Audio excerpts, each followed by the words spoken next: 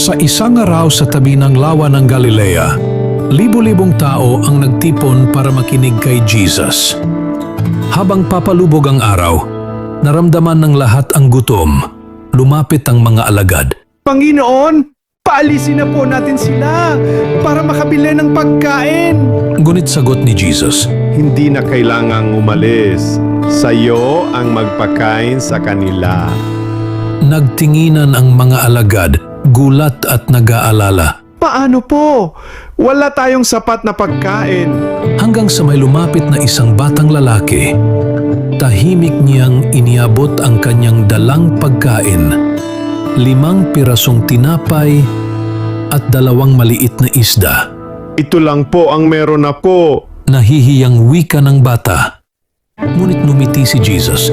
Tiningala niya ang pagkain sa langit at nagpasalamat. Pagkatapos, pinaghati-hati niya ito at ipinamigay sa lahat. At ang nakakagulat, lahat ay nabusog at may natira pang 12 basket ng pagkain. Kapag nagbigay ka para sa Diyos, kahit ito ay kapraso o kakaunti, ito ay kaya niyang gawing sobrang dami na higit pa sa inaasahan mo. Ang maliit na puso ng bata, naging daan sa umaapaw na blessings para sa napakaraming tao.